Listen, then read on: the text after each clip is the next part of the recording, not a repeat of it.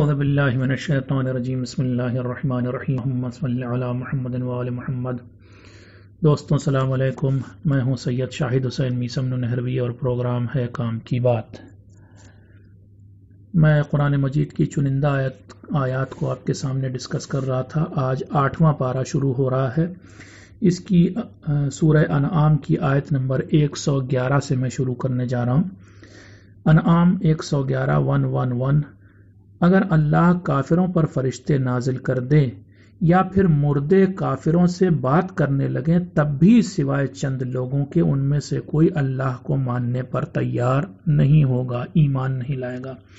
اس آیت سے سمجھ میں آتا ہے کہ کس قدر ہٹ دھرمی اور ضد کافروں کے دل میں، خاص طور سے مکے کے کافروں کے دل میں بھری ہوئی تھی۔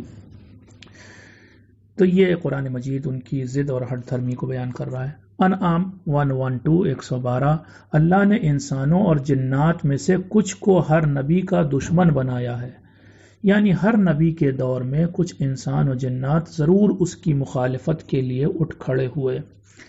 کبھی کبھی ایسا لگتا ہے کہ جیسے اللہ ہی توبہ توبہ استغفر اللہ انسانوں کو آپس میں لڑوا رہا تھا اور نبیوں کی مخالفت کروا رہا تھا۔ یہ قرآن کے کہنے کا انداز ہے، ویسے اللہ کسی کو کسی غلط کام کے لیے مجبور نہیں کرتا، یہ الگ سے دوسری آیات سے ثابت ہے۔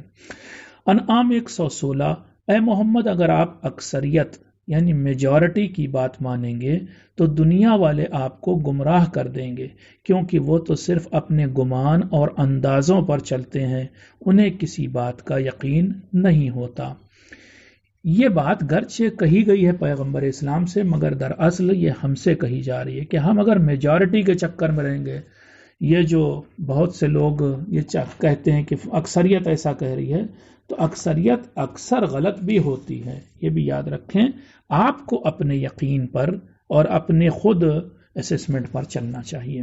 انعام 118 لوگوں تم وہ کھایا کرو جس پر اللہ کا نام لیا گیا ہو، یعنی یہ مسلمانوں سے کہا جا رہا ہے کہ تم وہ چیز کھایا کرو کہ جس پر اللہ کا نام لیا گیا ہو۔ گرچہ یہاں پر لفظ گوشت نہیں آیا، لیکن تفاسیر میں مفسرین نے کہا کہ اس جانور کا گوشت کھایا کرو جسے ذبح کرتے وقت اللہ کا نام لیا گیا ہو۔ یہی آیت ابھی 2-3 آیتوں کے بعد دوسری طرح سے دہرائے گی، میں پیش کروں گا۔ انعام 120 اے مسلمانوں تم ظاہری اور باطنی یعنی دکھائی دینے والے اور چھپے دونوں طرح کے گناہوں سے بچا کرو۔ یاد رکھیے گناہ 2 طرح کے ہوتے ہیں، ایک تو دکھنے والے اور ایک نہ دکھنے والے۔ انسان کے بہت سے گناہ جو دل میں وہ کر رہا ہوتا ہے وہ نہ دکھنے والے گناہ ہیں، اسی لیے دعائے کمیل میں ان دونوں گناہوں سے معافی مانگی گئی ہے۔ انعام 121 اے مسلمانوں تم اس جانور کا گوشت مت کھایا کرو جس پر ذبح کے وقت اللہ کا نام نہ لیا گیا ہو، کیونکہ اس کا کھانا گناہ ہے۔ یعنی اس جانور کا گوشت، پہلے تو ہر جانور کو ہم نہیں کھا سکتے، کچھ چنندہ جانور ہیں ان کی فہرست الگ ہے کہ انہی کا گوشت کھا سکتے ہیں۔ مثلا ہمیں منع کیا گیا ہے سور کا گوشت کھانے سے، منع کیا ہے قرآن نے، اور بہت ساری سور ایک مثال اس لیے دے رہا ہوں کیونکہ قرآن میں اس کا لفظ آیا۔ تو اول تو ہر جانور کا نہیں کھا سکتے، پھر جن جانوروں کا کھا سکتے ہیں، فرض کر لیے بکری کا گوشت کھا سکتے ہیں، تو اس پر بھی جب تک اللہ کا نام نہ لیا جائے تب تک نہیں کھا سکتے۔ انعام 123 اللہ نے ہر بستی میں بڑے بڑے مجرموں کو چھوٹ دی کہ وہ مکاری کریں، مگر ان کی یہ مکاری انہی کے لیے نقصان دہ ثابت ہوئی، حالانکہ اس بات کا احساس ان لوگوں کو نہ تھا۔ اب یہاں پر ہو سکتا ہے پھر آپ کو لگے کہ اللہ نے چھوٹ دی تاکہ وہ مکاری کریں۔ بات یہ ہے کہ اللہ کسی کے ہاتھ کو پکڑ نہیں لیتا ہے کہ وہ گناہ کرے یا اچھائی کرے، ضرور جیسے ہی شراب کی طرف ہاتھ بڑھا پکڑ لے گا، نہیں ہم پینے نہیں دیں گے، تب تو پھر یہ مجبور کرنا، اجبار ہو جائے گا، فورس کرنا ہو جائے گا۔ اللہ نے سب کو فری ول دی ہے، آزادی دی ہے، اور اسی آزادی کے بنا پر تو امتحان ہوتا ہے، ٹیسٹ تبھی ہوتا ہے جب انسان کو آزادی دی جائے۔ انعام 124 اللہ بہتر جانتا ہے کہ وہ اپنی رسالت کو کہاں رکھے، یعنی وہ بہتر جانتا ہے کہ کون انسان اس کی نمائندگی کے لیے مناسب ہے، کون انسان نبی بننے کے لائق مناسب ہے، کون انسان امام بننے کے لائق مناسب ہے۔ اسی آیت کو مد نظر رکھ کے ہم یہ کہتے ہیں کہ امت میں یہ شعور نہیں ہے کہ وہ کسی لیڈر کو، وہ بھی خدائی لیڈر کو چن سکے، امت نہیں کسی نبی یا امام کو چنے گی۔ انعام 125 اللہ جس کسی کو سیدھا راستہ دکھانا چاہتا ہے اس کا سینہ اسلام کے لیے کھول دیتا ہے، اور جس کسی کو وہ گمراہی میں چھوڑ دینا چاہتا ہے اس کے سینے کو گھٹن کے ساتھ تنگ کر دیتا ہے۔ پھر یہاں پر ہو سکتا سوال ہو کہ اللہ کسی کو کیا ہدایت دینا چاہتا ہے اور کسی کو گمراہ کرنا چاہتا ہے؟ بات یہ ہے کہ میں مثال دوں، جیسے بچہ ہوتا ہے جو بالکل چھوٹا بچہ ہے، جب وہ ہمکتا ہے اپنی باہوں کو ماں کو دیکھ کر کے آگے بڑھاتا ہے، تب ماں سمجھتی کہ اسے گود لینا ہے نا، اور وہ گود میں آنا چاہتا ہے۔ اسی طرح سے انسان کو وہ شروع میں اللہ کی طرف جانے کی خواہش تو ظاہر کرنی پڑتی ہے، تب وہ اللہ ہدایت دکھاتا ہے۔ لیکن اگر انسان منہ موڑے اللہ سے، تب پھر وہ اسے گمراہی میں ہی چھوڑ دیتا ہے۔ انعام 132 ہر انسان کے لیے اس کے عمل کے حساب سے درجے ہیں۔ یہ میں اکثر کہتا ہوں کہ دیکھیے دنیا کے کوئی دو انسان ایک جیسے نہیں ہیں، اب سے لے کر کے جناب آدم تک دو انسان کوئی ایک جیسے نہیں، ہر انسان کا عمل اس کے لیے ایک درجہ بناتا ہے۔ اسی لیے روز قیامت ہر انسان کا کوشچن پیپر الگ ہوگا، دو آدمیوں کا کوشچن پیپر ایک جیسا نہیں ہوگا۔ انعام 135 اے محمد اپنی قوم والوں سے کہہ دیجئے کہ تم اپنا کام کرو اور میں اپنا کام کرتا ہوں، پھر تم جلد ہی جان لو گے کہ آخرت کا انجام کس کے لیے بہتر ہے۔ دیکھیں یہاں آزادی دی جا رہی ہے، یہی تو اللہ آزادی دیتا ہے کہ جاؤ، اگر تم گمراہی کا کام کرنا چاہتے ہو، کفر کا کام کرنا چاہتے ہو، تب بھی جاؤ کرو، کوئی بات نہیں، تمہیں مجبور نہیں کیا جائے گا۔ انعام 140 جو لوگ بے وقوفی میں پڑھ کر اپنی اولاد کو قتل کر ڈالتے ہیں یا پھر اللہ پر جھوٹا الزام لگاتے ہوئے ان چیزوں کو حرام قرار دیتے ہیں جن کو اللہ نے بطور روزی بطور رزق انہیں عطا کیا ہے، وہ بے شک گمراہ میں ہے۔ تو دو طرح کی گمراہی کی بات ہے، اولاد کو قتل کرنا اور دوسرے اس روزی کو حرام قرار دینا بلا وجہ بیٹھے بیٹھائے کہ جسے اللہ نے حلال قرار دیا ہے۔ انعام 141 اللہ نے یہودیوں کو ان کی کرتوتوں کی سزا یہ دی کہ ان کے لیے ناخون والے جانوروں کا گوشت اور گائے و بھیڑ کی چربی کو بھی حرام کر دیا۔ اس آیت سے یہ پتہ چلتا ہے کہ کبھی کبھی اللہ قوموں کو ان کے برے کاموں کی سزا اس طرح دیتا ہے کہ ان کے لیے حلال چیزوں کو بھی حرام کر دیتا ہے۔ یہ پہلے بھی میں ڈسکس کر چکا ہوں تھوڑی ڈیٹیل میں، یہاں زیادہ نہیں بات کریں گے اس پر۔ انعام 149 اے محمد آپ لوگوں سے کہہ دیجئے کہ منزل تک پہنچانے والی دلیلیں تو صرف اللہ کے پاس ہیں۔ یاد رکھیے ہر چراغ، بلکہ چراغ تو لفظ میں غلط استعمال کر رہا ہوں، ہر لیڈر آپ کو منزل تک نہیں پہنچا سکتا۔ جس کو آپ اپنا لیڈر سمجھ رہے ہیں وہ منزل تک ضروری نہیں کہ پہنچائے، بہت سے لیڈر اس میں دھوکے باز خائن ہیں۔ انعام آیت نمبر 151 اور 52 بہت اچھی اس اعتبار سے آپ کو آیت لگے گی کہ اس میں تمام اسلامی موٹی موٹی تعلیمات کو ان دو آیتوں میں بیان کر دیا گیا۔ اگر آپ سے کل کوئی پوچھے کہ اسلامی ٹیچنگز کو ذرا شارٹ میں بتائیے تو آپ ان دو آیتوں کو 151 152 سورہ انعام کی پڑھ دیجئے گا۔ اس میں کہا جا رہا ہے آؤ میں تمہارے لیے بیان کیے دیتا ہوں کہ اللہ نے کون کون سی چیزیں حرام کی ہیں۔ دیکھو کسی کو اس خدا کا شریک مت بنانا، یہ شرک حرام ہے پہلی چیز۔ پھر اسلامی ٹیچنگ کیا ہے؟ اور ماں باپ کے ساتھ نیکی کرنا، 2 بھوک کے ڈر سے اپنی اولاد کو قتل نہ کرنا، 3 اور بے حیائی و بدکاری کے قریب بھی نہ جانا، 4 چاہے وہ کھلی بے حیائی ہو اور بدکاری ہو یا چھپی ہوئی۔ اب اس کے آگے اور کسی بے گناہ کو قتل نہ کرنا، یہ قتل بھی ایک چیز سے روکا گیا ہے۔ اور خبردار یتیم کا مال نہ کھانا اور ناپ تول پوری کرنا۔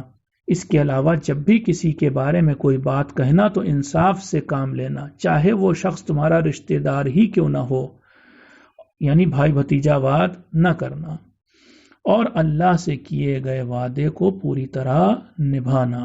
یہ موٹی موٹی اسلامی تعلیمات ہیں۔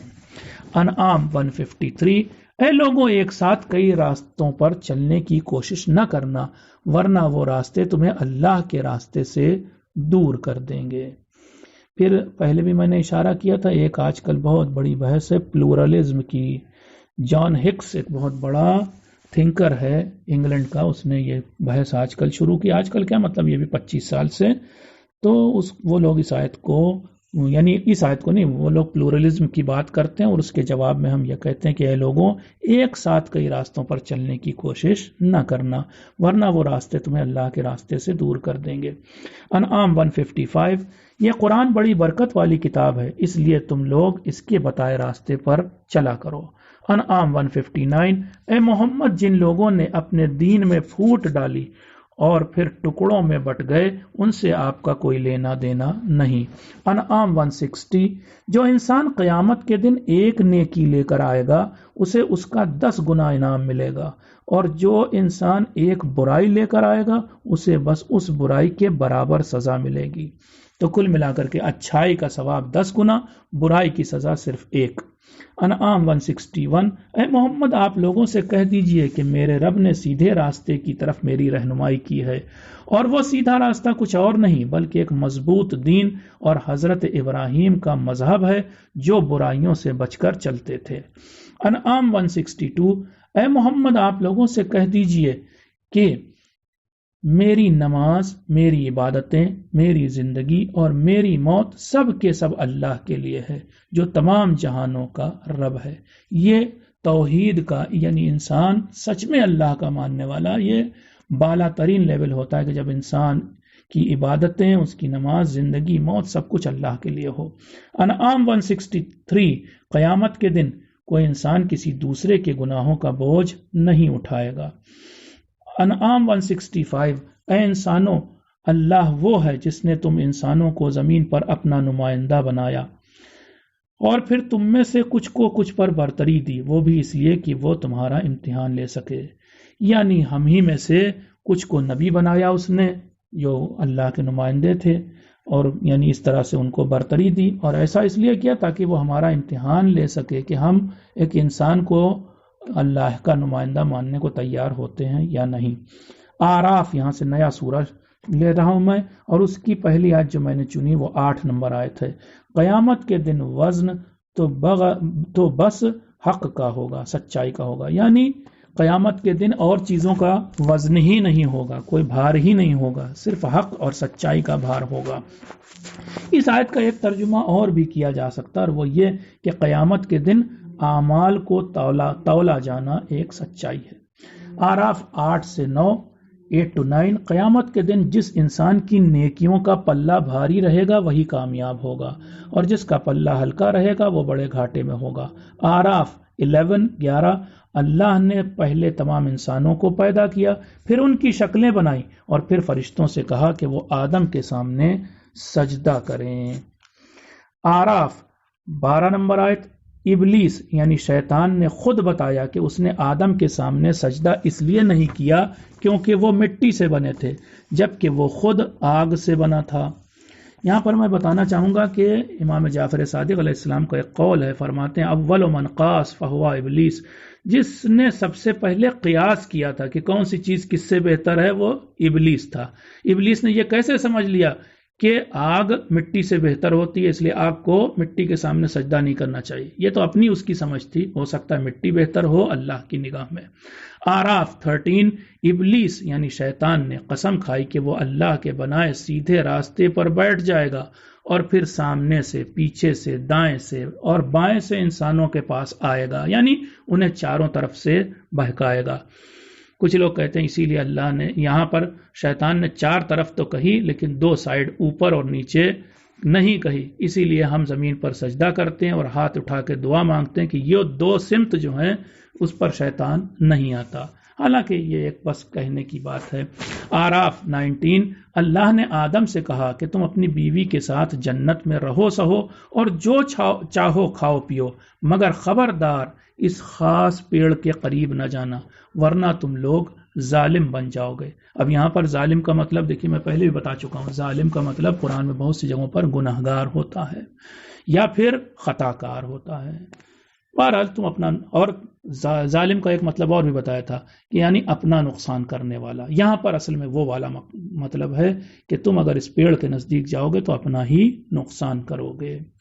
آراف کی ایک اور آیت پڑھتا ہوں اور بات کو ختم کرتا ہوں۔ آراف 20، شیطان نے آدم اور حوا کو بہکایا تو اس کا مقصد صرف اتنا تھا کہ وہ ان دونوں کی شرمگاہیں ظاہر کر دے، یعنی وہ شیطان انسان کو ننگا کر دینا چاہتا ہے، اوریاں کر دینا چاہتا ہے۔ اس آیت سے پتہ چلتا ہے کہ انسانوں کو ننگا کرنا شیطان کی پرانی سازش ہے۔ آج بھی فیشن کے نام پر یہی کام ہو رہا ہے کہ فیشن کہہ کر کے اصل میں انسان کو اوریاں اور ننگا کیا جا رہا ہے۔ سورہ اعراف کی 20 اور 21 نمبر آیت میں ارشاد ہو رہا ہے کہ شیطان نے آدم اور حوا کو یہ کہہ کر دھوکہ دیا تھا کہ اللہ نے تمہیں اس درخت کے قریب جانے سے اس لیے منع کیا ہے کہ کہیں تم دونوں فرشتے نہ بن جاؤ، یا کہیں تم دونوں جاوداں یعنی امر نہ ہو جاؤ، اٹرنل نہ ہو جاؤ۔ یہی نہیں، اس نے اپنی بات میں زور پیدا کرنے کے لیے قسم کھا کر ان دونوں سے کہا تھا کہ میں تمہارا خیر خواہ یعنی ویل وشر ہوں۔ تو کل ملا کر کے شیطان نے یہ کہہ کے بہکایا تھا کہ تم لوگ اگر اس درخت کے پھل کو کھاؤ گے تو یا تو فرشتے بن جاؤ گے یا اٹرنل یعنی جاوداں یا امر ہو جاؤ گے۔ انسان یعنی جناب آدم اور حوا نے یہی لالچ کیا کہ وہ امر ہونا چاہتے تھے۔ اعراف 22۔ بہرحال آدم و حوا نے جیسے ہی درخت کے پھل کو چکھا ان کی شرمگاہیں ظاہر ہو گئیں، پھر تو دونوں پیڑ کے پتوں سے اپنی شرمگاہیں چھپانے لگے۔ یہ بھی بتا دوں کہ اعراف کی آیت نمبر 20 میں نے بتایا تھا کہ شیطان کا اصل مقصد ویسے یہ تھا کہ ان دونوں کی شرمگاہیں ظاہر ہو جائیں، توبہ توبہ یہ دونوں اوریاں اور ننگے ہو جائیں۔ اعراف 23۔ اس کے بعد آدم اور حوا نے اقرار کیا کہ اے رب، ہم نے غلطی کر کے اپنا ہی نقصان کیا ہے، اب اگر تو ہمیں معاف نہیں کرے گا تو ہم بہت گھاٹے میں رہیں گے۔ دیکھیں یہاں پر جناب آدم و حوا نے کہا کہ ہم نے اپنا نقصان کیا، یہی ہے اصل میں ظلم اور گناہ کا معنی اس واقعے میں۔ اعراف 24۔ اللہ نے تمام انسانوں سے کہا ہے کہ ہم نے تمہارے لیے لباس بھیجا ہے تاکہ تم اپنی شرمگاہوں کو ڈھانپ سکو۔ ہم نے تمہیں زینت کا لباس بھی دیا ہے، مگر جان لو کہ تقویٰ کا لباس یعنی اللہ کے خوف کا لباس سب سے بہتر لباس ہے۔ ویسے تو یہ لباس جو ہم پہنتے ہیں یہ بھی اللہ کا دیا ہوا ہے، مگر تقویٰ کا لباس یعنی اندر انسان کا درون باطن صاف اور پاک ہو، یہ زیادہ اہم چیز ہے۔ اعراف 27۔ اللہ نے تمام انسانوں سے کہا ہے کہ اے آدم کی اولادوں، کہیں ایسا نہ ہو کہ شیطان تمہیں بھی بہکا دے، جس طرح اس نے تمہارے ماں باپ آدم اور حوا کو بہکا کر جنت سے نکلوا دیا تھا اور ان کا لباس اتروا دیا تھا، یہاں تک کہ ان کی شرمگاہیں دکھنے لگی تھیں۔ اس لیے شیطان سے ہوشیار رہنا، کیونکہ وہ اور اس کا قبیلہ تمہیں ایسی جگہوں سے دیکھتا ہے جہاں سے تم انہیں نہیں دیکھ سکتے۔ تو کل ملا کر کے ہمارے ساتھ بھی شیطان کا پلان یہی ہے کہ وہ ہمیں اول تو ننگا اور اوریاں کر دے، اور شیطان ان جگہوں سے ہمیں دیکھتا جہاں سے ہم اسے نہیں دیکھ سکتے۔ اعراف 27۔ اے محمد، لوگوں سے کہہ دیجئے کہ میرے رب نے مجھے عدل و انصاف سے کام لینے کا حکم دیا ہے۔ اعراف 29۔ اے لوگوں، تم ہر نماز کے وقت اپنا رخ کعبے کی طرف کر لیا کرو، بہت خلوص یعنی پوری توجہ کے ساتھ اللہ کو پکارا کرو۔ اعراف 30۔ جو لوگ گمراہ ہو گئے وہ دراصل اس لیے کہ انہوں نے اللہ کو چھوڑ کر شیطان کو اپنا سرپرست بنا لیا تھا، حالانکہ ان کا خیال یہ تھا کہ وہ سیدھے راستے پر ہیں۔ یہ بڑی اہم بات ہے، اکثر انسان کا رخ بدل جاتا ہے، اس کی ڈائریکشن بدل جاتی ہے اور اسے پتہ ہی نہیں چلتا کہ ہم اللہ کی طرف سے ہٹ کے شیطان کی طرف بڑھ رہے ہیں۔ اعراف 30۔ اے لوگوں، ہر نماز کے وقت اپنی زینت یعنی بناؤ سنگار کر لیا کرو، یعنی اپنے کو سجا لینا چاہیے ہمیں نماز کے وقت، اسی لیے ہے کہ مستحب ہے کہ نماز سے پہلے انسان اپنے بالوں میں کنگھی کرے وغیرہ وغیرہ، عطر لگائے۔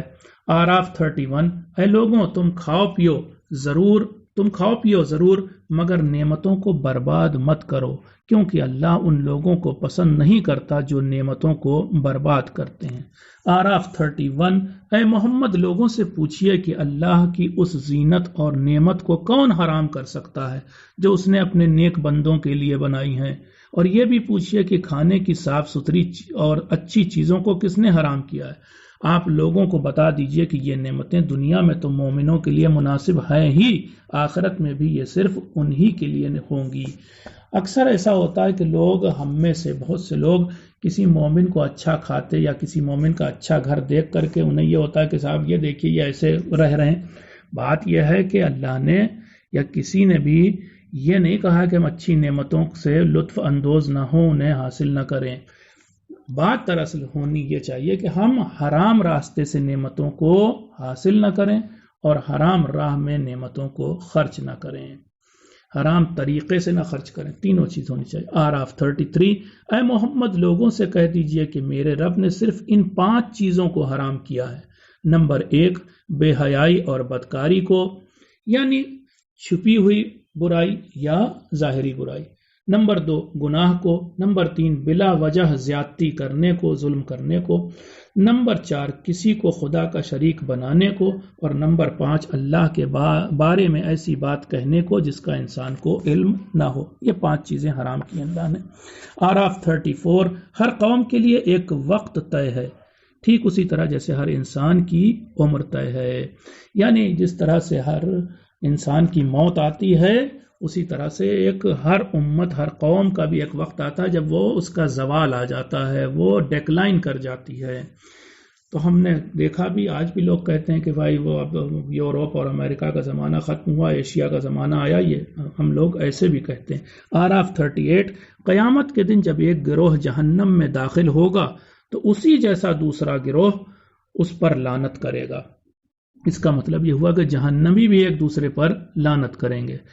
آراف 40، جن لوگوں نے اللہ کی نشانیوں جیسے کہ پیغمبروں، کتابوں اور معجزوں وغیرہ کو جھٹلایا، ان کے لیے آسمانوں کے دروازے ہرگز نہیں کھلیں گے اور نہ ہی انہیں جنت میں داخل کیا جائے گا۔ آراف 41، اللہ کی نشانیوں کا انکار کرنے والے کے لیے آگ کا اوڑھنا اور آگ کا بچھونا ہوگا۔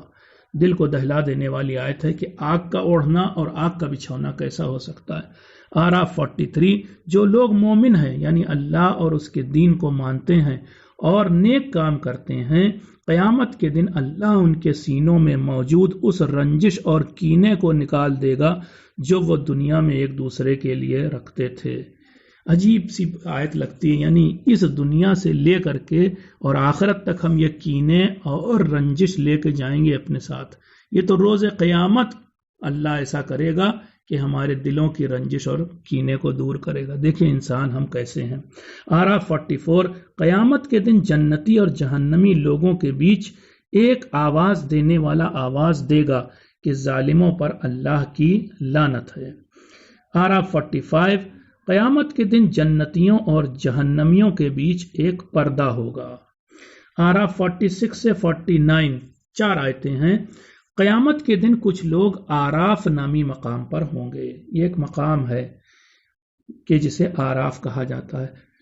قیامت کے دن کچھ لوگ آراف نامی مقام پر ہوں گے، وہ جنتیوں اور جہنمیوں کو ان کے چہروں سے پہچانتے ہوں گے۔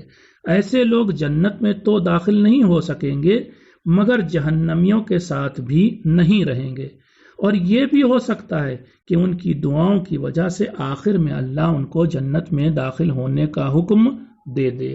آراف 50، قیامت کے دن جہنمی لوگ جنتی لوگوں سے تھوڑا سا پانی اور کھانا مانگیں گے مگر جنتی لوگ انہیں کچھ بھی نہیں دیں گے بلکہ ان سے کہیں گے کہ اللہ نے یہ چیزیں کافروں پر حرام کر رکھی ہیں۔ آراف 54، اللہ نے آسمانوں اور زمین کو 6 دنوں میں بنایا۔ اکثر اس آیت پر غیر مسلم لوگ بہت اعتراض کرتے ہیں کہ صاحب 6 دن میں کیا اللہ بنا نہیں سکتا تھا؟ ایک جگہ تو قرآن میں لکھا ہے وہ چٹکی میں بنا سکتا ہے، کن فیکون ہے وغیرہ وغیرہ۔